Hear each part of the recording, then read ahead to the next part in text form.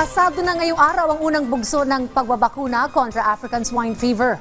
Samantala, presyo ng manok apektado rin ang pangamba ng publiko sa ASF. Si Clazel Pardilla sa detalye. 5 taon mula nang maitala ang pinakaunang kaso ng African Swine Fever sa bansa, sisimulan na ng Department of Agriculture ang pagbabakuna kontra ASF. Unang tuturukan ng mga baboy sa Lobo, Batangas na may 8 hanggang 10 linggo ang edad. Pero dapat fattener o grower o yung tinatawag na palakihing baboy. All systems go tayo for the vaccination sa Lobo, Batangas.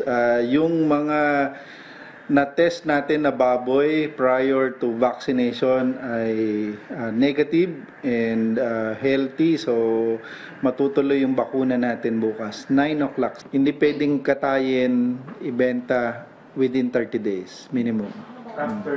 After maturukan. Imo-monitor yun na hindi magkaka-ESF. 10,000 bakuna ang inilaan sa Batangas na binili sa ilalim ng emergency procurement.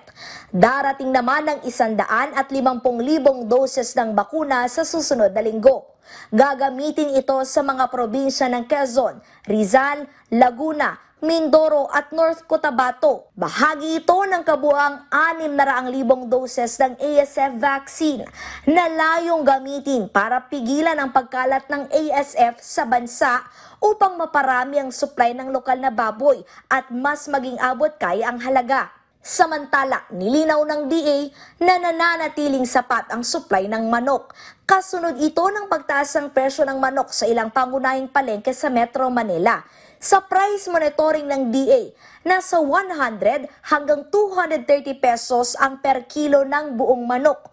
Mas mataas mula sa 155 hanggang 210 pesos lamang sa parehong panahon na karaang taon. Ang nangyari lang, malaking percentage ng consumer natin na nag-move from pork to chicken. Walang issue sa supply ng manok. We have enough chickens. Ang nangyari nga ay lumakas ang demand sa manok. Kaya nagkakaroon ng ganyang pag-ahon ng presyo. May pantabla naman ng gobyerno natin dyan. Kasi nga, meron naman tinatawag na importation ng manok. Ayon sa DA, nagkaroon ng kaunting takot sa pagkain ng baboy, pero basta may tatak ng NMIS, tiyak na malinis at ligtas ang karneng baboy. Clazel Pardilla para sa Pambansang TV sa Bagong Pilipinas.